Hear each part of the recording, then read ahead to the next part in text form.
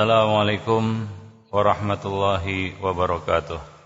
Innal hamdalillah nahmaduhu wa nasta'inuhu wa nastaghfiruh wa na'udzu billahi min shururi anfusina wa sayyiati a'malina. May yahdihillahu fala mudhillalah wa may yudlilhu fala hadiyalah. Asyhadu an la ilaha illallah wahdahu la syarikalah wa asyhadu anna Muhammadan abduhu wa rasuluh. Ya ayyuhalladzina amanu ittaqullaha haqqa tuqatih wa la tamutunna illa wa antum muslimun. Amma ba'd, fa inna afdhalal hadisi kitabullah wa khairal huda huda nabiyyina Muhammadin sallallahu alaihi wasallam wa syarrul umur muhdatsatuha wa kullu muhdatsatin bid'ah wa kullu bid'atin dhalalah wa kullu dhalalatin finnar. Ma'asyiral muslimin, para hadirin, akhwani fid din, rahimani wa rahimakumullah jami'an. Segala puji bagi Allah Subhanahu wa taala yang telah melimpahkan kepada kita semua nikmat yang tiada terhingga. Allah masih memberikan kelapangan bagi kita semua untuk hadir di majelis ini, di salah satu rumah dari rumah-rumah Allah Subhanahu wa taala. Tanpa bantuan dan pertolongan Allah Subhanahu wa taala, nikmat ini tidak akan dapat kita raih. Amal soleh ini tidak akan dapat kita kerjakan. Salawat beriring salam tidak lupa kita limpahkan untuk Nabi kita Muhammad sallallahu alaihi wasallam yang telah mempersaudarakan kita semua di atas Islam dan di atas sunnah, sehingga kita menjadi hamba-hamba Allah yang saling bersaudara tanpa ada ikatan nasab dan tali darah di antara kita. Salawat dan salam juga tidak lupa kita limpahkan untuk keluarga beliau, sahabat-sahabat beliau, dan siapa saja yang mengikuti sunnah beliau sampai hari kemudian. Akhwani fid din, ma'asyiral muslimin, kita di dunia ini tidak lepas dari dua status, jadi atasan atau bawahan. Ada yang bos, dipanggil Pak Bos, Bang Bos, kan begitu ya. Ada yang jadi anak buah, ada yang jadi majikan, dan ada yang jadi pesuruh, disuruh-suruh, kurir, kan begitu. Baik itu di lembaga-lembaga pemerintah, di lembaga-lembaga pemerintah ataupun swasta kan ada pimpinan, ada atasan, ada anak buah. Maupun di dalam perniagaan, ada majikan dan ada anak buah, ada buruhnya. Dan Islam adalah agama yang sempurna. Allah Subhanahu wa taala telah menjelaskan di dalam kitabnya, wa inna sa'yakum lasyatta, sesungguhnya usaha kamu itu berbeda-beda. Bingung juga kita kalau semua atasan, siapa bawahannya? Kalau semua bos, siapa anak buahnya? Ya kan? Begitulah. Ada karakternya karakter bos. Bertalenta jadi pemimpin, bertalenta menjadi atasan. Ada yang tidak bertalenta, bakatnya jadi anak buah, bakatnya jadi buruh. Ini adalah rezeki yang Allah bagi-bagi kepada manusia. Sebahagian buruh kita tanya, nyaman jadi buruh? Oh, nyaman kali. Bisa tidur nyenyak. Coba lihat atasan tuh, nggak bisa tidur nyenyak dia. Kan begitu. Ada orang yang puas menjadi buruh, dan tentunya banyak pula yang puas jadi atasan, jadi pimpinan, jadi owner, kan begitu ya. Nah, ini adalah rezeki yang Allah bagi-bagi kepada umat manusia. Ya, bahwa rezeki manusia itu tidak sama rata.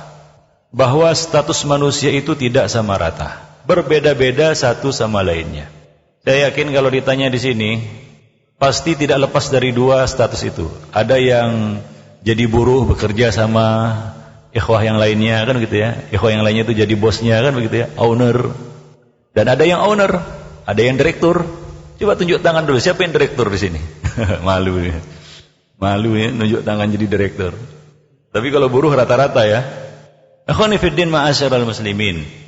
Tadi kita sebutkan bahwa Islam itu kan agama yang sempurna. Semua sendi-sendi kehidupan manusia itu diatur oleh Islam. Termasuk masalah ini, yaitu hak dan kewajiban majikan maupun pekerja. atasan maupun bawahan. Sehingga tidak tumpang tindih, tidak saling zalim menzalimi satu sama lainnya. Nah, di dalam kehidupan nyata ini kan kadang-kadang bawahan yang menzalimi atasan. Ada. Senyum. Pengalaman.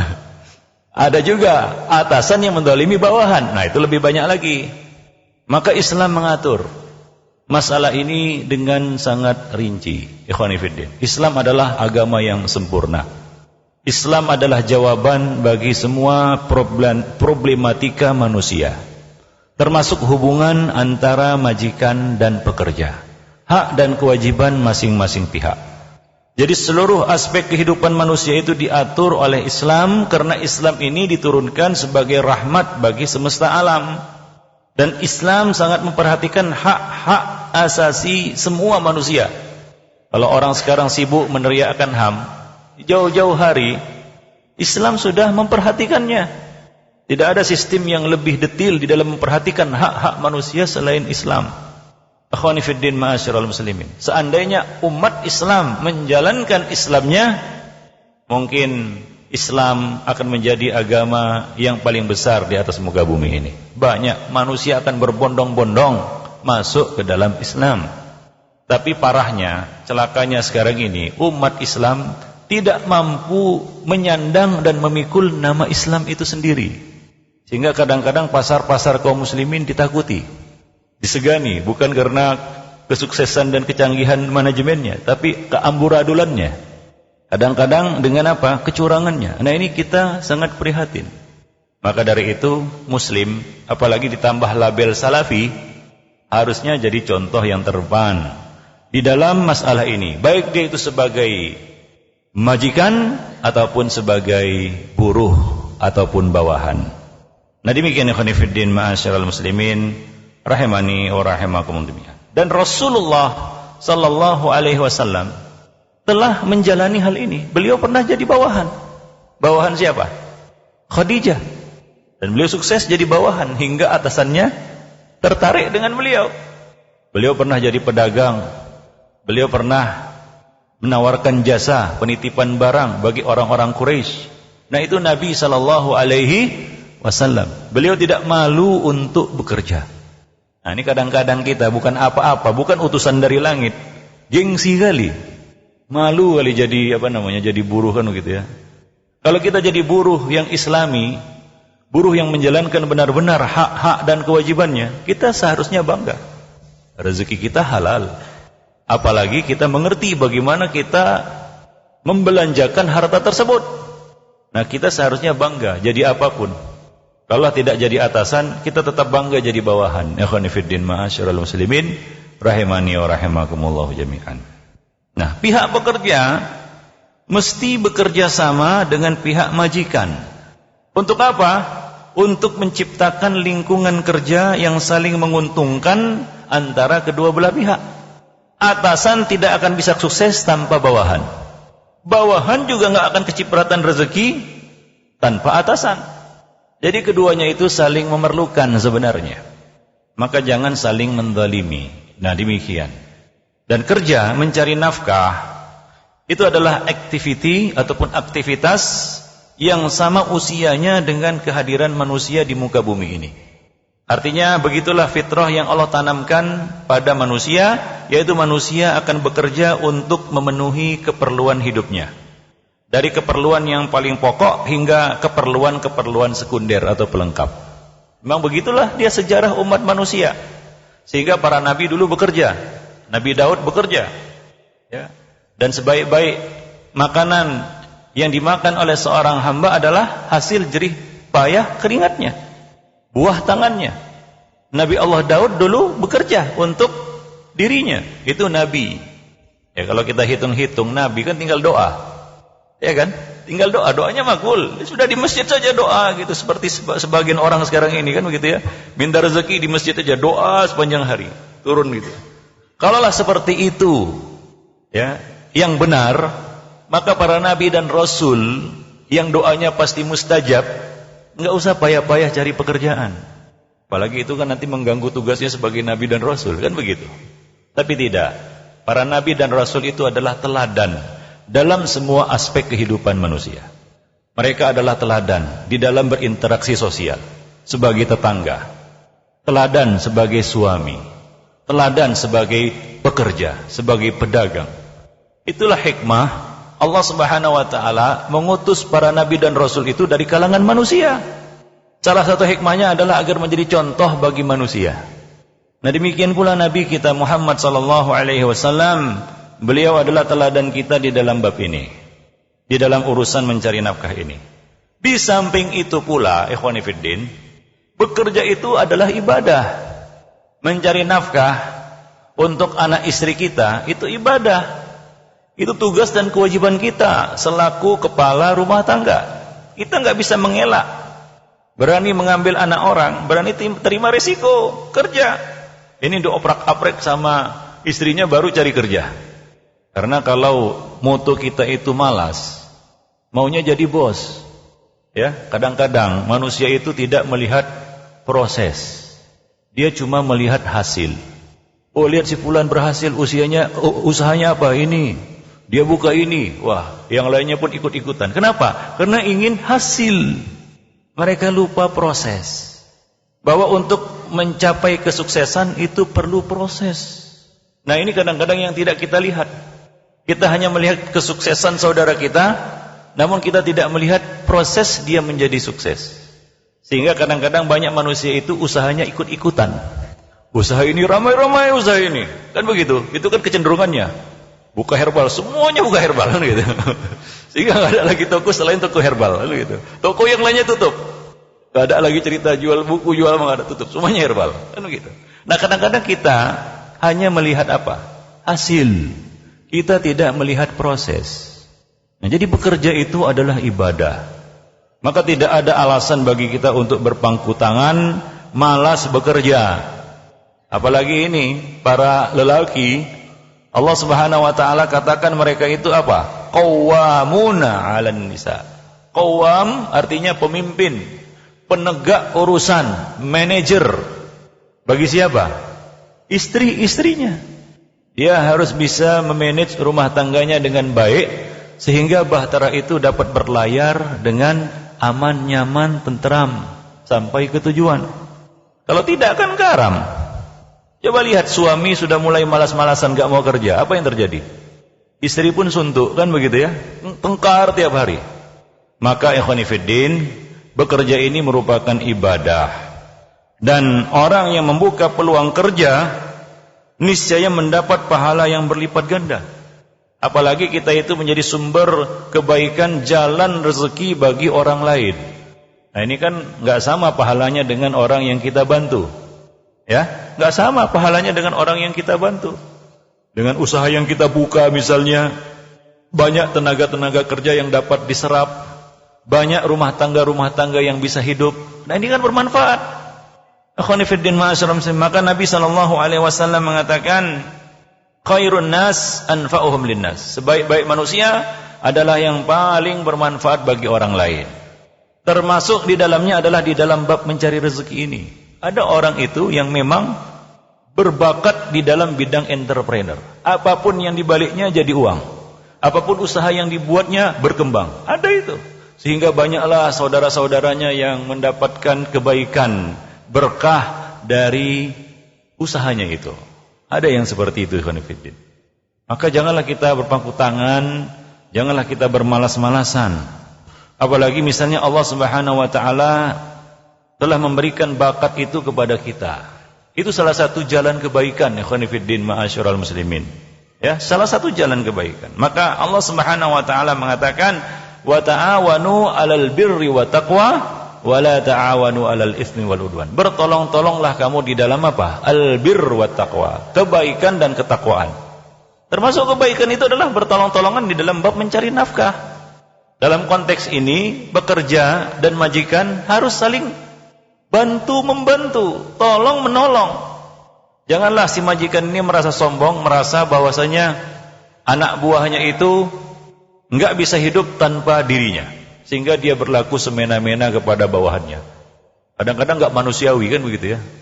Sudah tahu bawahannya badannya kecil, disuruh bawa kardus besar gitu. Ya kasihanlah. patah tulang punggungnya kan begitu. Besok gak masuk kerja dia. Mana sakit dia. Kenapa? Bengkok punggungnya. Kemarin suruh ngangkat kardus besar. Ya. Jadi kita harus manusiawi juga.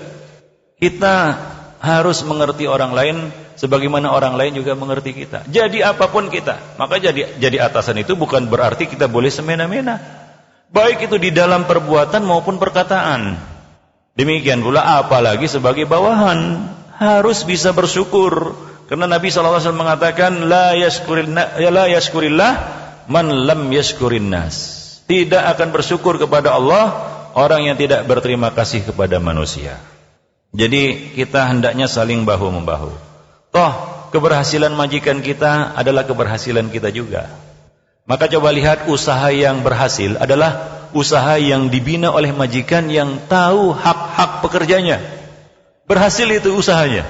Tapi kalau sudah dibangun di atas kezaliman, ada saja itu jalan untuk hancur.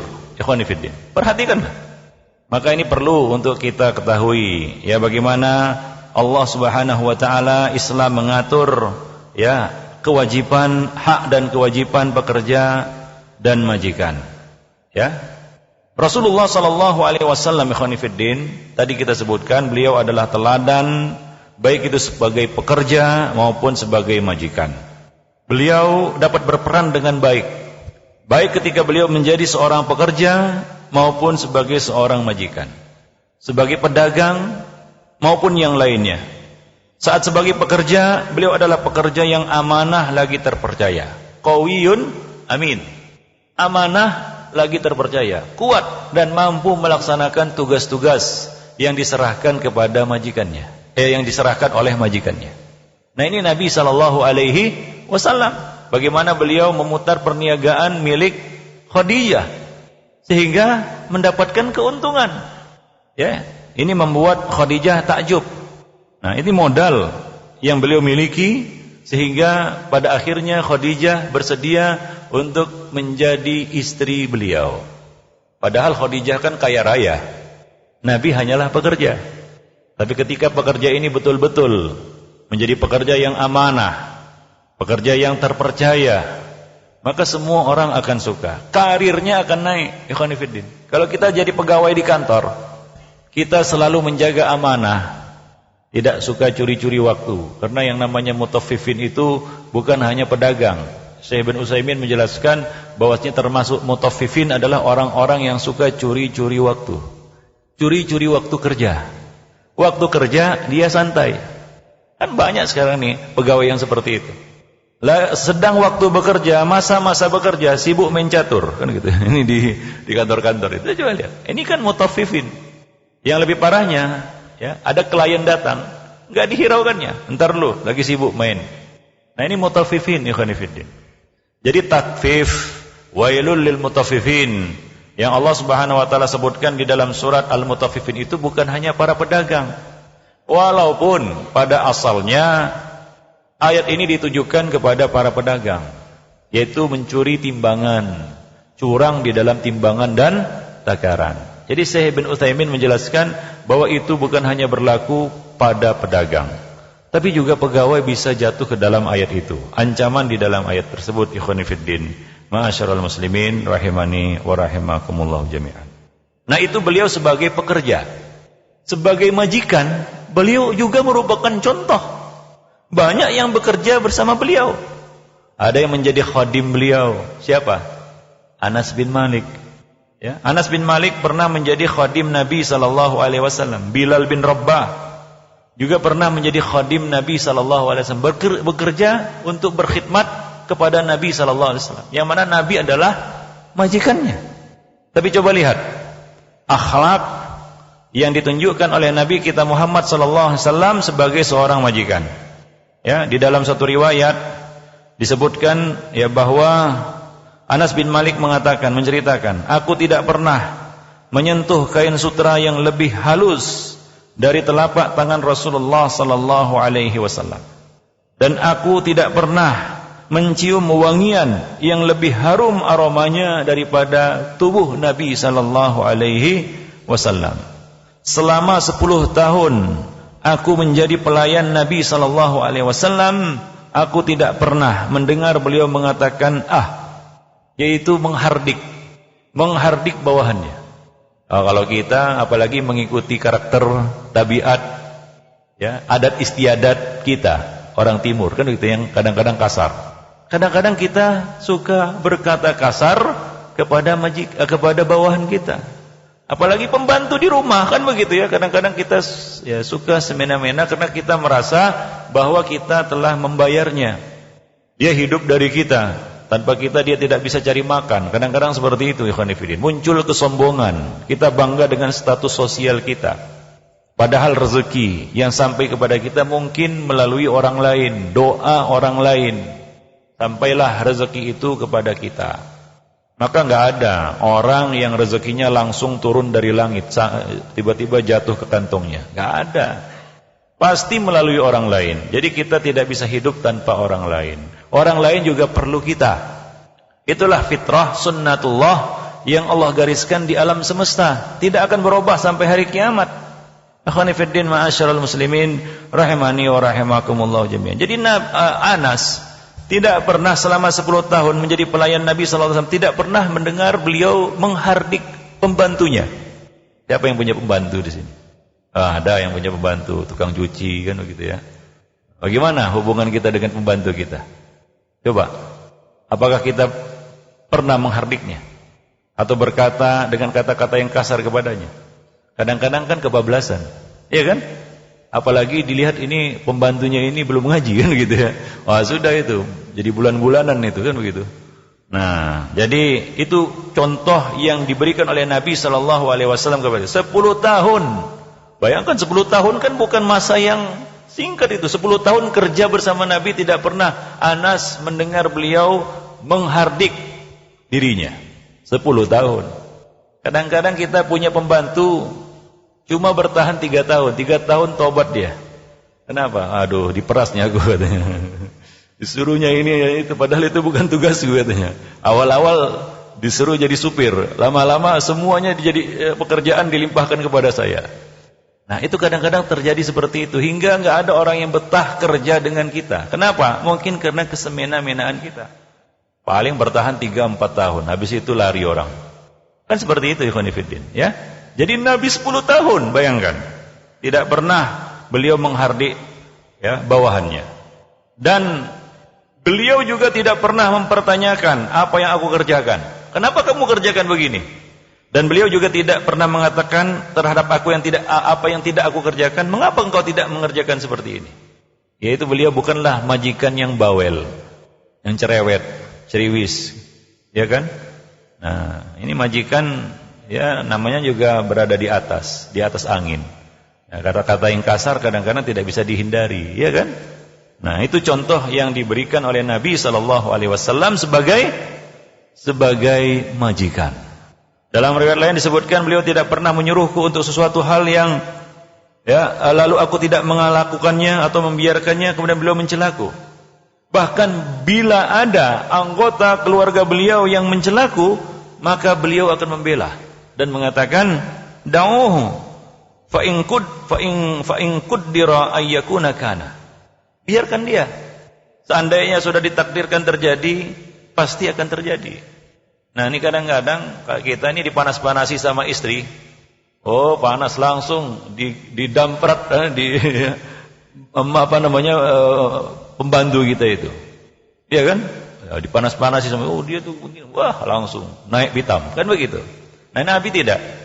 Ya kadang-kadang ya keluarga beliau ingin mencela khadim beliau tidak perkenankan. Biarkan. Ingat jasa orang yang telah berkhidmat untuk kita, bawahan kita. Ini kadang-kadang kita kurang berterima kasih kepada manusia.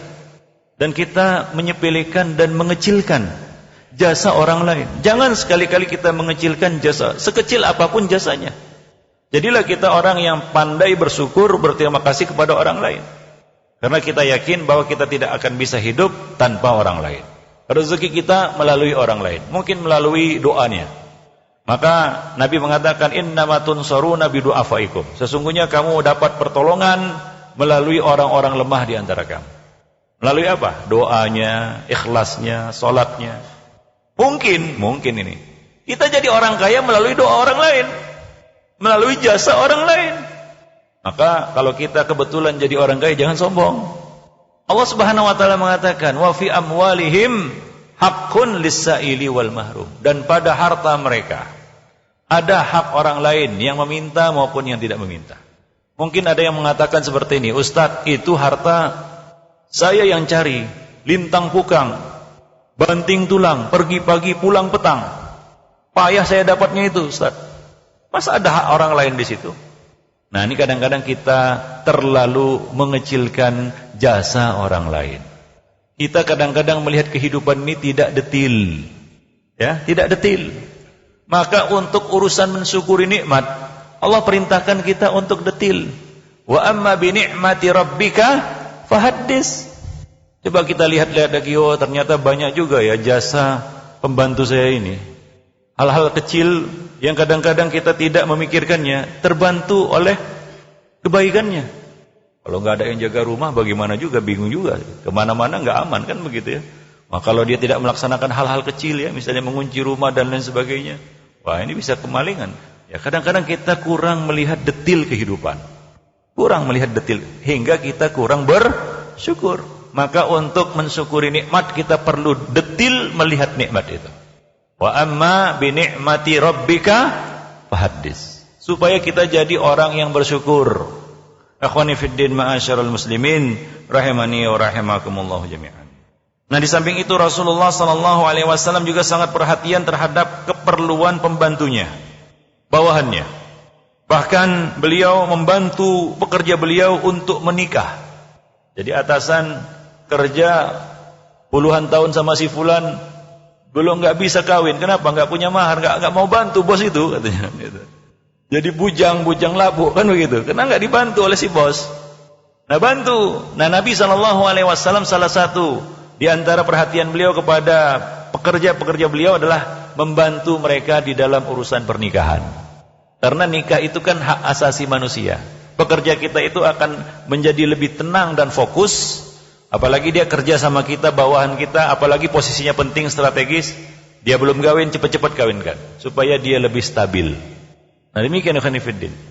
Karena manusia itu akan sempurna dengan menikah. Ya kan? Kalau dia menikah sempurna separuh agamanya. Tinggal dia melengkapi separuhnya lagi. Bukankah demikian kata Nabi SAW? Nah maka dari itu salah satu perkara yang beliau perhatikan terhadap bawahan-bawahan beliau adalah membantu mereka untuk menikah. Nanti pulang jangan lupa minta sama bos. Bos bantulah nikah kan begitu ya. Ini mahar nggak tembus-tembus ini kan begitu. Itu baru sedap.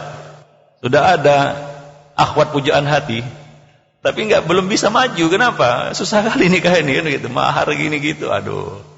Ya bantulah kan begitu. Nabi ya salah satunya adalah membantu pekerja beliau untuk menikah. Apalagi kita punya kelapangan untuk itu sebagai atasan, sebagai ya kita katakan pimpinan. Ya diriwayatkan dari Rabi'ah bin Ka'ab al-Aslami. Beliau menceritakan, saya pernah menjadi pelayan Nabi sallallahu alaihi wasallam.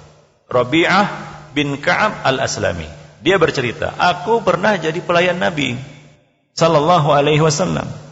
Dan beliau menawarkan kepadaku, wahai Rabi'ah, kamu tidak menikah? Nah, ini karena ya perlu. Bos itu perlu merespon anak buahnya. Jangan menunggu anak buahnya merengek-rengek kan begitu ya. Bos, bantulah bos. Bantu apa? Kawin bos gitu. Ini kan kebutuhan hidup manusia, kan begitu. Ya, coba kalau misalnya bawahan kita belum nikah, coba tawarkan. Apa masalahnya? Apakah masalahnya materi? Kalau kita ada kelapangan materi, bantu. Oh, dia nggak bisa ngomong ya kepada orang tua si akhwat, bantu jadi mak comblangnya. Kan begitu. Artinya ada perhatian agar membantu saudara kita itu untuk menikah. Maka Nabi bertanya kepadanya, wahai Rabi'ah, kamu tidak menikah? Nah, enak juga punya bos seperti ini. Maka Rabi'ah mengatakan, belum ya Rasulullah, belum nikah. Ini banyak yang belum nikah. Banyak. Maka ia menjawab, belum ya Rasulullah, saya belum menikah. Saya tidak punya dana yang cukup untuk menanggung seorang istri. Dan saya tidak ingin disibukkan dengan sesuatu yang menghalangiku untuk melayani Anda. Nah ini juga pekerjaan ini pekerja jujur juga ini. Ya kan? Dia komitmen. Dia nggak mau mendolimi atasannya. Ya, kadang-kadang sebagai bawahan juga kita serabutan kan begitu ya, memaksakan diri. Nah itu tadi, kalau tidak ada ya sinergi antara pekerja dan majikan, memang akan berantakan. Main kucing-kucingan saja kan begitu ya. Si bawahan kucing-kucingan dengan atasannya, si atasan juga nggak mau tahu. Nah ini tidak akan berjalan usaha itu. Padahal usaha itu kan untuk kemaslahatan keduanya, baik itu untuk majikan maupun bawahan. Maka Rabi'ah mengaku saja dia, saya belum menikah karena saya tidak punya dana untuk menafkahi seorang istri. Ya kalau bisa naikkanlah gaji kan gitu ya, bantu untuk bayar mahar dan sebagainya. Kira-kira seperti itu. Ya maka Rasulullah SAW kemudian pergi. Setelah itu beliau bertanya lagi, wahai Rabi'ah, kamu belum menikah? Ini kedua kali. Dia menjawab, belum wahai Rasulullah, saya belum menikah karena saya tidak punya apa-apa. Kemudian Rasulullah pergi, kemudian aku ralat ucapanku, aku sampaikan, ya Rasulullah, Anda lebih tahu tentang hal terbaik untukku di dunia dan di akhirat. Maka Rabi'ah bergumam di dalam hatinya, jika beliau bertanya lagi, aku akan menjawab, ya Rasulullah, aku ingin nikah. Itulah kira-kira. Ini udah 2 kali tawarkan Nabi, ya dia masih ragu kan begitu ya. Ini kalau ditawarkan 3 kali, saya jawab ya ini. Itulah kira-kira kata Rabi'ah. Nah, ternyata Nabi bertanya lagi kepadanya untuk ketiga kali. Artinya Nabi bukan sekedar bertanya, bukan basa-basi, tapi memang betul-betul ingin membantu pekerjanya ini untuk menikah.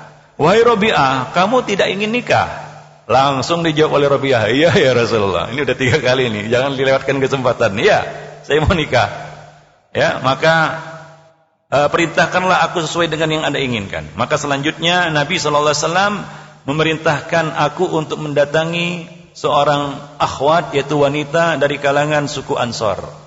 Ya, dapat rekomendasi dari Nabi, selesai urusan. Ya kan, selesai urusan. Nah, kalau dapat rekomendasi dari bos kan selesai. Nah, demikian ikhwan fillah. Jadi ini dapat kita tarik suatu faedah dari sini, ya bahwa antara pekerja dan majikan itu harus saling mengetahui kebutuhan masing-masing. Dan janganlah saling mendolimi satu sama lainnya. Gara-gara si pekerja ini ingin nikah, akhirnya dia apa? Sering bolos untuk part time di luar, untuk mencukupi kebutuhannya untuk menikah.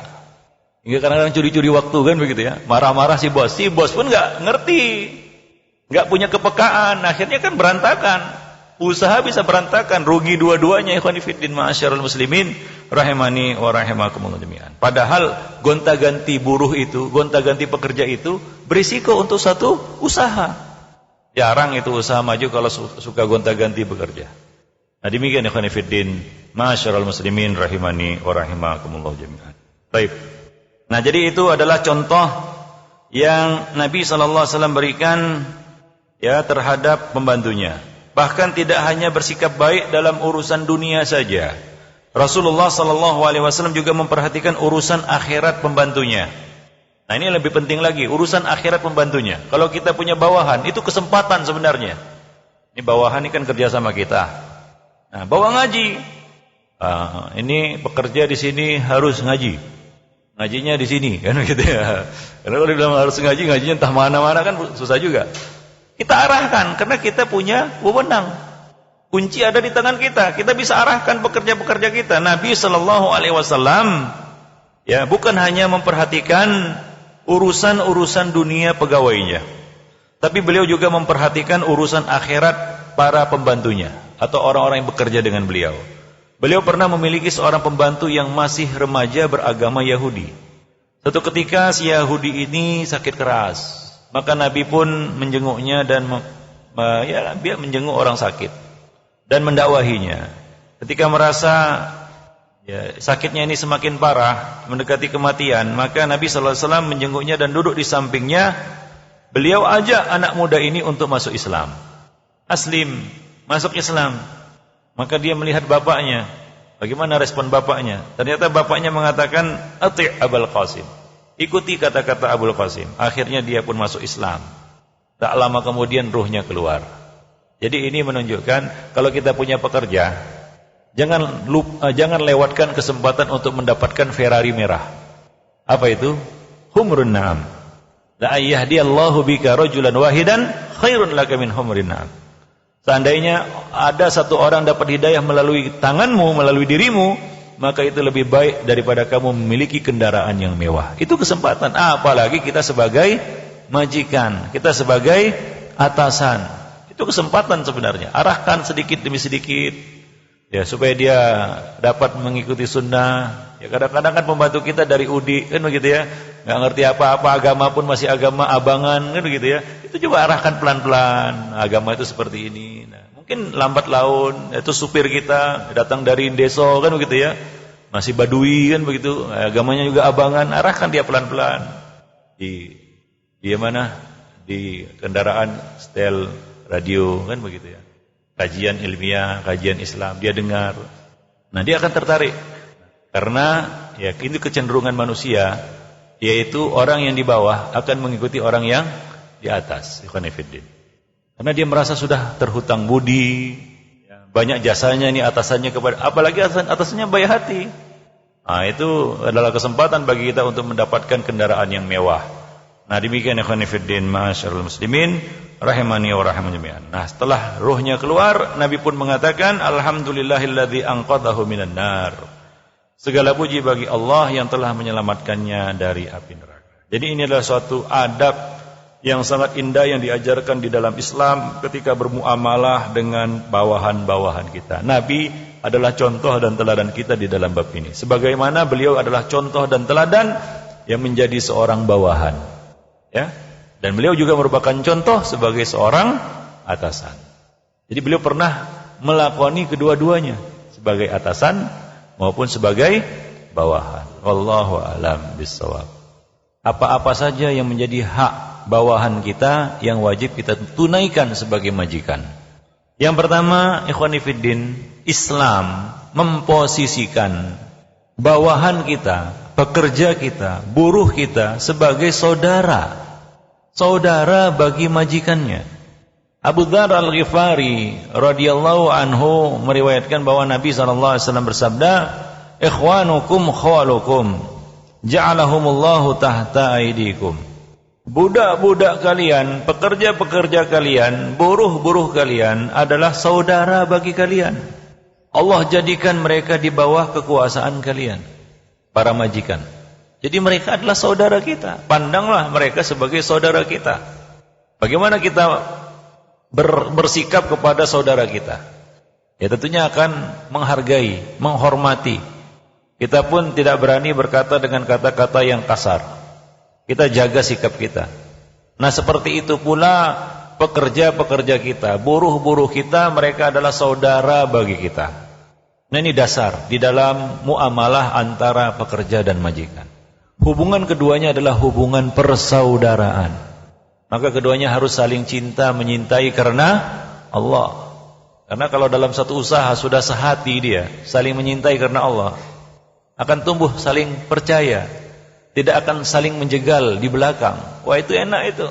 Dan sekarang ini yang susah cari partner bisnis kan masalah kepercayaan. Ya di depan ya dia ya luar biasa sepertinya dapat dipercaya, di belakang kita habis kita diguntingnya, dilipatnya kita. Ini masalah problematika yang kita hadapi sekarang ini. Susah mencari partner bisnis yang kuat dan amanah, qawiyun amin. Ada yang kuat tapi enggak amanah, ada yang amanah tapi enggak kuat. Suruh borong rumah, janjinya 3 bulan, setahun enggak selesai. Dikejar-kejar, janjinya tahun berikutnya enggak selesai juga. Bukan dia enggak amanah, uangnya masih ada mungkin, dia enggak menyelewengkan, cuma dia enggak kuat. Enggak bisa dia, bongkar melulu kerjanya kan begitu ya, salah. Nah, ini kan namanya pekerja yang enggak kuat. Nah, ini susah sekarang cari orang seperti ini. Nah, kalau kita menjalin hubungan dengan bawahan kita, dengan partner bisnis kita atas dasar persaudaraan se-Islam, apalagi se-sunnah, semanhaj salaf, seharusnya ya salafiyun ini kuat ekonominya karena mereka saling menunjang satu sama lainnya di dalam bab usaha. Tapi sekarang ini ada yang alergi, fobi bermuamalah dengan ikhwan salafi. Kenapa? Ditipu terus, dikadali terus. Ini kenyataan ini. Ini bukan cerita mati ini cerita betulan ini.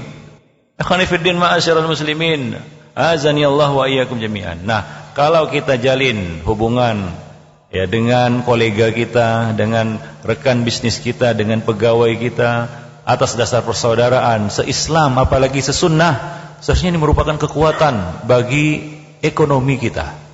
Tapi kenyataannya kadang-kadang itulah, ambil barang nyetor lupa, ya kan? Akhirnya utang menumpuk, dikejar-kejar lari, sporing. Ini kan masalah ini. Pura-pura pula itu tahdir, gitu, supaya lepas utangnya. Ini kasus, betul. Ini kejadian. Maka dari itu ikhwan fillah, ya, salah satu di antara unsur dakwah kita kepada masyarakat adalah melalui bab jual beli. Dan ini adalah suatu kegiatan yang dilakoni oleh semua orang. Dulu Islam masuk ke kemari itu melalui para pedagang juga. Salah satunya ya melalui para pedagang. Pedagang-pedagang muslim ya tiba di tanah air Nusantara ini berdagang. Dan mereka melihat akhlak, amanah para pedagang-pedagang muslim ini. Akhirnya satu demi satu, sedikit demi sedikit ya, orang-orang, manusia-manusia di Nusantara ini memeluk Islam. Padahal sebelumnya apa? Hindu, Buddha, animisme, dinamisme, itu dia. Maka Islam masuk pelan-pelan, akhirnya menjadi agama mayoritas. Dan kita kecipratan buahnya, kita menjadi muslim. Bahkan Indonesia adalah negara muslim yang terbesar. Terbesar. Jumlah penduduknya terbesar. Yang muslim, ikhwani fiddin ma'asyiral muslimin.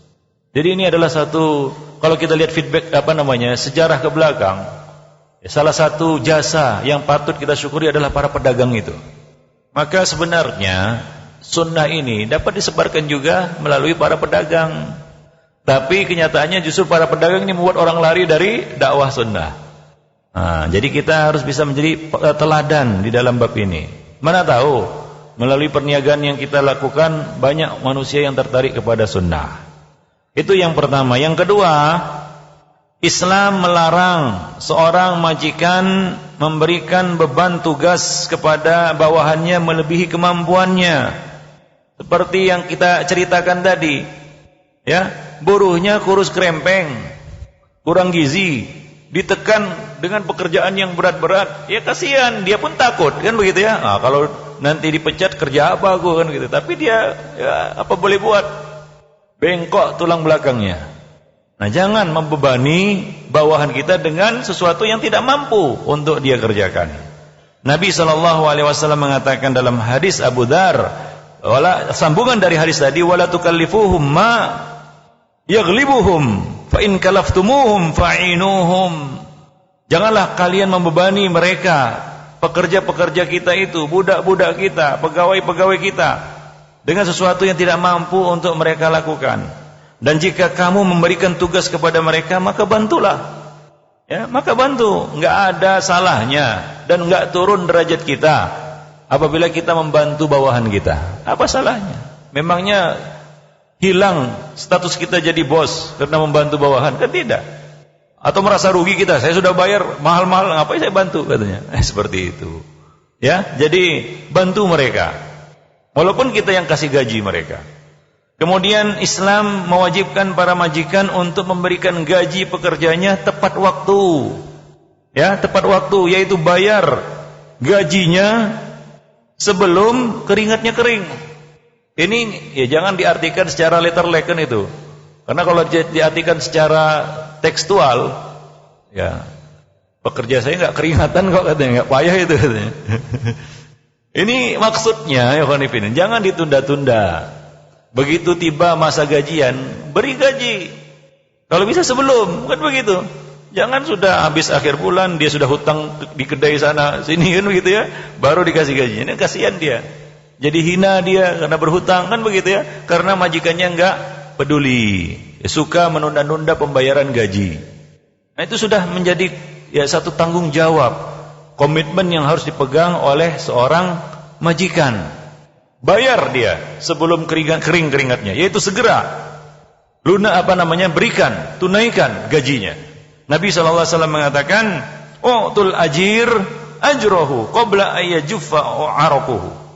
Berikanlah upah pegawai ataupun buruh sebelum kering keringatnya. Ini maksudnya tadi sebagaimana kita jelaskan, yaitu cepat berikan, jangan ditunda-tunda. Begitu tiba waktu gajian, kalau gajinya per minggu, begitu tiba hari Sabtu, bayar terus. Kalau gajian bulanan, ya masuk awal bulan, bayar terus. Jangan ditunda-tunda, ikhwan fillah. Ma'asyiral muslimin. Atau ada kontrak kerja tertentu, langsung dibayar.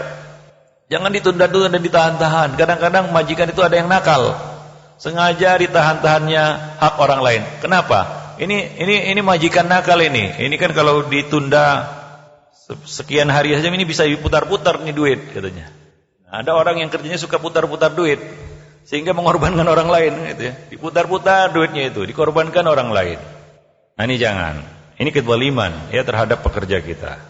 Yang keempat, ikhwani fiddin, Islam memberi peringatan keras kepada para majikan yang mendolimi pembantunya atau pegawainya.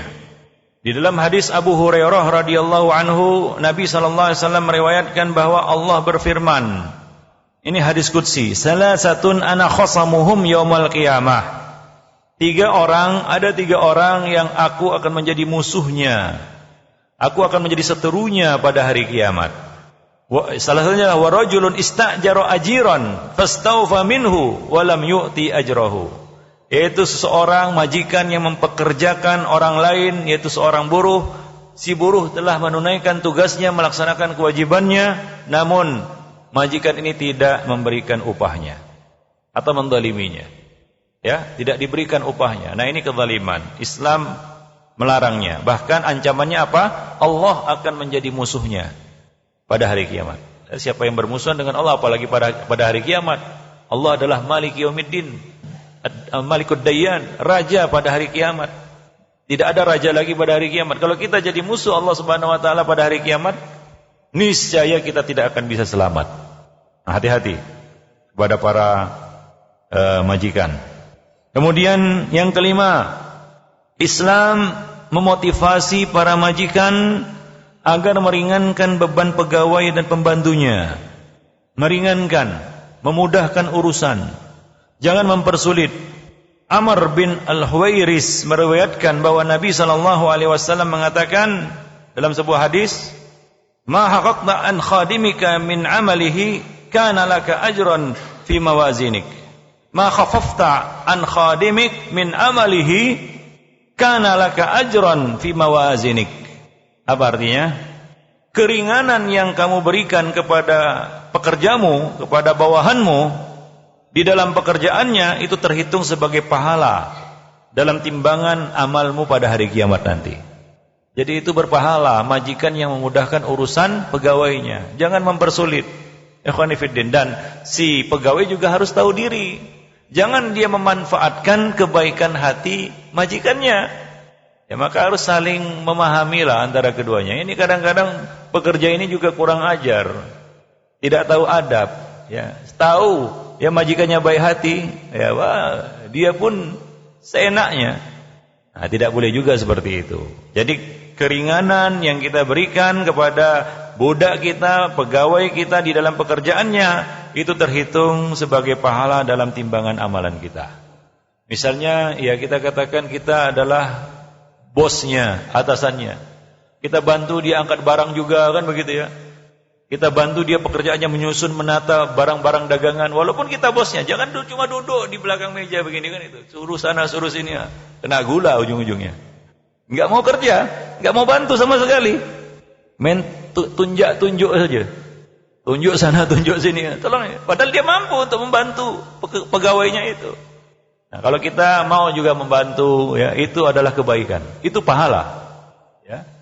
Karena ya kita katakan ikhwani fiddin, ma'asyiral muslimin, setiap kebaikan yang kita berikan kepada orang lain, hal jazaul ihsan illa al ihsan. Bukankah kebaikan dari sebuah ihsan adalah ihsan pula? Wallahu a'lam bishawab. Nah, kemudian yang keenam, Islam memotivasi kepada pemeluknya, kepada kaum muslimin, khususnya para majikan dan para atasan, agar bersikap tawadhu, rendah hati terhadap pekerjanya.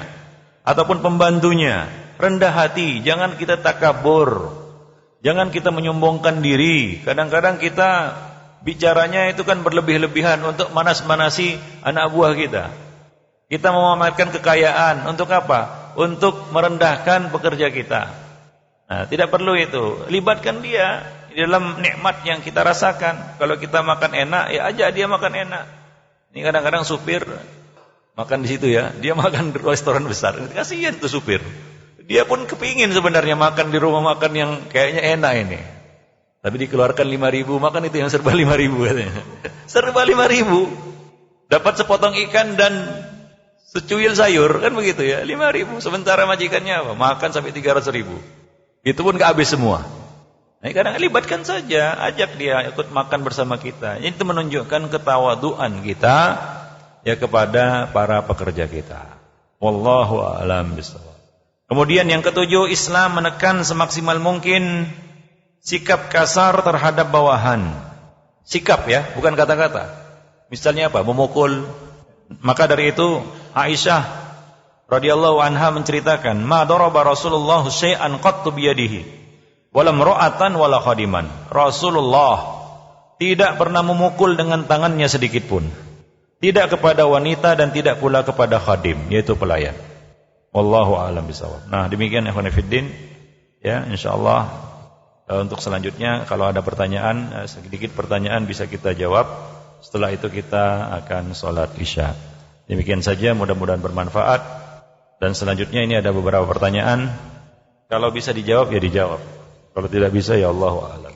Pak Ustadz, bagaimana jika kita ditunjuk jadi atasan, tapi kita menolaknya karena merasa belum mampu menjalankannya, belum mampu jadi atasan? Mohon penjelasannya. Ya, seorang tentu tahu tentang dirinya. Ya, kalau dia merasakan ketidakmampuan, ya, apa kata Nabi sallallahu alaihi wasallam? La yanbaghi lil mu'min an yudhilla nafsahu. La yanbaghi lil mu'min an yudhilla nafsahu. Tidak layak bagi seorang mukmin untuk menghinakan dirinya sendiri. Bagaimana itu seorang mukmin menghinakan dirinya sendiri? Ayata'arrada minal bala'i ma la yutik. Yaitu dia memikul satu beban yang tidak mampu dipikulnya. Memikul satu beban yang tidak mampu dipikulnya. Kadang-kadang kita suka memaksakan diri. Wah, ini kapan lagi kesempatan? Padahal enggak berbakat. Begitu diserahkan, hancur amburadul usaha itu. Karena enggak berbakat jadi atasan. Enggak ngerti, Bun. Nah, kalau kita merasa tidak mampu, ya kita lebih tahu tentang kemampuan kita. Kalau tidak mampu ya sudah, serahkan kepada yang mampu. Karena salah satu tanda kehancuran apa? Ya. Apa salah satu tanda kehancuran? Yaitu diserahkannya amanah bukan kepada ahlinya. Hancur. Apabila ya amanah diserahkan kepada yang bukan ahlinya, maka akan hancur. Fantadri as-sa'ah, kata Nabi sallallahu alaihi wasallam. Dan memaksakan diri itu enggak baik. Pasti mudarat, namanya memaksakan diri. Kalau ya sama juga, kalau antum enggak berbakat jadi ustaz, jangan paksakan. Nanti ujung-ujungnya ama ba'du terus, ama ba'du kan gitu. Sampai ujung ya assalamualaikum warahmatullahi wabarakatuh. Apakah Nabi memakai cincin? Iya, Nabi memakai cincin. Ada cincin Nabi sallallahu alaihi wasallam. Apakah sunnah mengikutinya? Ya, boleh diikuti. Ini salah satu perkara yang mubah untuk kita ikuti. Pakai cincin. Tapi jangan cincin emas, karena tidak boleh pakai cincin emas. Bagaimana dengan jam tangan dan bahan-bahan stainless? Silakan. Enggak ada masalah selama tidak ada unsur emas di situ. Karena emas itu diharamkan atas kaum laki-laki dari kalangan umat ini. Silakan mau pakai jam tangan besar sebesar telapak tangan kan gitu ya. Karena ada orang yang pakai jam tangan besarnya sebesar telapak tangannya gitu. Silakan. Selama tidak ada unsur emasnya. Nah, demikian ya. Apalagi sekarang ada jam tangan yang terintegrasi dengan apa? Dengan HP kan gitu ya. Oh, canggih. Begitu datang panggilan yang bunyi di sini kan gitu ya. Bicara pun begini. Gitu. Mantap itu. Silakan. Tapi yang dari emas enggak boleh. Ketika atasan melakukan kezaliman terhadap bawahannya, apa yang harus dilakukan oleh bawahan? Ini memang dilematis ini. Ya. Ya tentunya menegurlah. Dengan teguran dari bawahan kepada atasan itu kan beda. menegur sini ya memberitahu, menyindirnya kan begitu ya. Bos, ini kayaknya belum turun gaji nih gitu ya. Coba turunkan dulu lah. Udah hutang-hutang saya gede nih. Itu disindir kan gitu. Itu dari bawahan kepada atasan. Ingatkan dia dengan cara yang santun lah. Namanya juga kita bawahan kan begitu. Perlu diingatkan. Nah, janganlah ya cepat-cepat segala sesuatunya ke meja hijau. Ya, walaupun itu misalnya ya kita katakan dia silap mukul kita kan begitu ya. Ya, carilah win-win solutionnya. Jalan tengahnya, berdamailah. Ya kan? Tapi kalau itu sudah melewati batas dan perlu dilaporkan, ya mungkin wallahu alam silakanlah. Karena kezaliman itu perlu juga diselesaikan. Ya. Urusan kezaliman di antara manusia perlu juga diselesaikan. Kalau dia mau bersabar, ya dia akan dapat balasannya nanti di akhirat. Wallahu alam bishawab. Sebenarnya jadi orang yang dizalimi itu banyak peluangnya. Peluang dapat doa yang makbul, kan begitu. Peluang dapat pahala dari majikan yang dolim ini di akhirat nanti. Nah demikian. Ana kerja di salah satu perusahaan. Ana sering dimintai tolong agar bisa masukin kerja di perusahaan ana. Yang jadi masalah yang ingin kerja itu perempuan. Akhwat. Boleh tidak? Catatan perempuan ini tidak pakai jilbab. Ada juga yang pakai jilbab tapi jilbabnya belum syar'i. Tolong menolong itu kan dalam bab albir wa taqwa. Ya, albir wa taqwa. Jadi manusia itu kan ada tingkatannya. Orang yang lebih soleh lebih layak untuk kita bantu daripada yang kurang soleh. Itu memang fitrah manusia. Kedekatannya kepada orang yang soleh tentunya dia. Kalau dia orang soleh ya, maka kedekatannya kepada orang yang soleh lebih daripada yang kurang soleh. Tapi kalau tidak seperti itu, ini pasti ada udang di balik rempah ya kan gitu. Mungkin dia juga tertarik dengan perempuan ini kan begitu. Gak apa-apa lah jilbabnya kecil ini kayaknya menarik ini katanya kan begitu. Wallahu a'lam bishawab. Jadi ya utamakanlah ya kalau kita punya syafaat ya dapat membantu orang, maka bantulah yang lebih saleh. Yang lebih layak untuk kita bantu. Wallahu a'lam bishawab. Wah, ini ada pertanyaan bagus juga ini. Saya bekerja di pabrik bagian maintenance. Jika ada problem mesin baru saya tangani. Jika mesin aman, tidak ada problem, saya hanya standby. Dan ini membuat saya bisa agak santai dalam jam bekerja. Apakah ini termasuk mutaffifin? Nah, ini kerjanya enak ini. Nah, hanya saja tetap dalam waktu bekerja dia harus standby. Katanya harus standby. Jadi dia nggak boleh lalai. Kalau kerjanya standby ya standby. Oh ini santai nih, udahlah jalan-jalan dulu kan gitu. Begitu jalan-jalan, tiba-tiba mesinnya padam kan begitu ya. Baru orang sibuk cari di mana sih pulang telepon nggak. Rupanya jalan-jalan dia. Nah jangan ini kalau begitu ceritanya maka itu termasuk mutaffifin. Beri waktu dia. Maka kalau seperti inilah ceritanya, bila ada problem mesin baru ditangani, baru dia bekerja, ya seperti itu pekerjaannya. Kalau nggak ada problem dia standby. Kalau itulah akadnya, dia wajib terikat dengan akad ini. Ya, kita harus bersyukur. Ini kerjanya kan enak. Yang lain itu, wah, memang betul-betul keringat jagung kerjaan ini. Kalau ini kan enak, nggak keringat jagung, dia kan ya nunggu-nunggu, mantau-mantau saja, kan gitu. Ya, coba lihat saudara kita yang lainnya, keringat jagung cari nafkah. Tahu keringat jagung? Ustaz, ini juga bagus pertanyaan. Ini pegawai pabrik ini mungkin. Ustaz, bolehkah kita mogok kerja? Demo, menuntut naik gaji. Karena gaji yang ada tidak layak di bawah UMR. Mohon nasihatnya. Ini sering ditanyakan juga ini. Kalau ngisi di perusahaan sering ditanya ini. Jadi kita katakan janganlah demo. Ya, semuanya ada salurannya. Ya, semua ada jalannya. Kalau jalan yang kita tempuh itu baik, ya, kita utuslah delegasi kan ya, ngomong baik-baik. Ya. Kalau kita kurang puas, tinggalkan. Dunia tidak selebar daun kelor. Itu kata orang, betul gak? Betul. Fatuhaji rupiah, kamu bisa cari nafkah kalau kamu gak puas. Daripada demo-demo seperti ini kan gak kerja akhirnya, gaji dikasih juga hanya karena ingin menuntut kenaikan gaji. Dan ini juga memberikan contoh yang tidak baik kepada orang lain, ya kan? Jadi contoh yang buruk bagi orang lain. Itu kan kualat itu. Kita jadi contoh yang buruk bagi orang lain. Besok-besoknya nanti, wah itu bapak-bapak berjenggot itu juga demo nih, gak apa-apa demo nih katanya. Kita pula jadi contoh, kan begitu. Bapak-bapak yang alim itu aja setiap hari pergi ke masjid, kerja di sini, dia demo juga itu. Akhirnya jadi alasan bagi orang lain untuk demo karena kita ini jadi sorotan. Betul atau betul? Itu dia. Kalau kita sudah kirim delegasi bicara baik-baik, kita nggak puas, maka jawabannya adalah dunia tidak selebar daun kelor. Kamu bisa cari nafkah di tempat yang lain. Banyak orang-orang yang berhasil dan sukses ketika dia mencari rezeki dari pintu yang lain. Asalkan kita betul-betul punya modal. Modalnya apa? Duit, doa, usaha, ilmu, tawakal dan sabar. Insya Allah banyak rezeki di tempat lain. Jadi pedagang bisa, menjajakan jasa bisa, tinggal di hutan juga bisa berkebun maksudnya. Ya kan? Pergi ke laut juga bisa jadi nelayan. Kan banyak pekerjaan sebenarnya. Cuma kadang-kadang ya kita kurang siap. Ya, nah, jadi kalau kita nggak puas ya banyak contoh-contoh Ikhwanifiddin. Orang yang akhirnya mencari rezeki di tempat yang lain ternyata sukses. Rezekinya berlipat ganda. Wa may yattaqillah yaj'al lahu makhrajan wa yarzuqhu min haitsu la yahtasib. Kuncinya apa? Yakin. Yakin terhadap janji Allah Subhanahu wa taala. Enggak ada lagi jawaban selain itu. Wallahu a'lam. Kalau kita ikut demo juga para ikhwah, itu pasti jadi contoh buruk bagi orang lain. Kita ini apalagi berlabel salafi, itu jadi sorotan.